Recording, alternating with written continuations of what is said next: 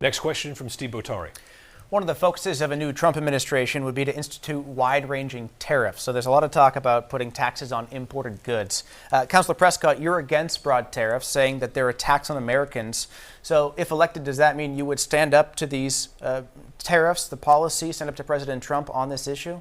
I would, because a tariff, all goods that come into the United States would have higher costs due to those tariffs.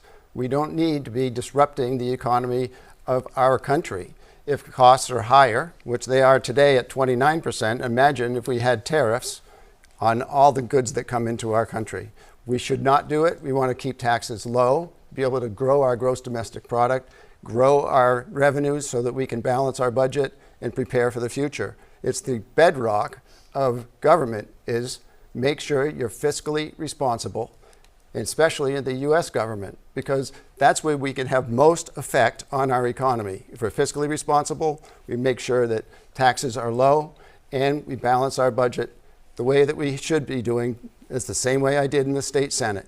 We've got to do it in the United States House of Representatives, and someone has to go down there with the roots and the determination of being a New Hampshire person and get it done, and just like I proved in the state Senate. Now, Representative Pappas, according to the Nonpartisan Tax Foundation, President Biden has actually kept most of the Trump-era tariffs in place, and in May 2024 announced tariff hikes of his own on an additional $18 billion of Chinese goods, including semiconductors, electric vehicles. Do you agree with President Biden's approach of keeping some of the Trump tariffs, and do you support any other broad-based tariffs? I think some of them make sense, but we have to be strategic about how we utilize tariffs, and doing something across the board where you're talking about 100, 200% tariffs just doesn't make a lot of sense. It's going to contribute to greater inflation. It's essentially a sales tax on the American people. And I've met with so many businesses over the last few years about tariffs, some that are seeking relief and waivers under the existing tariffs. I think of Nemo Equipment over in Dover. They make camping equipment, a great New Hampshire company.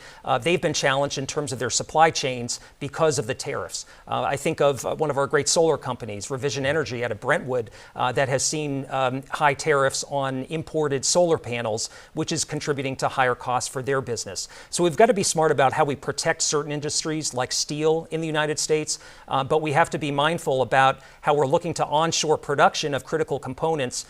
We have to utilize tariffs in a way that isn't going to penalize the American people and our consumers.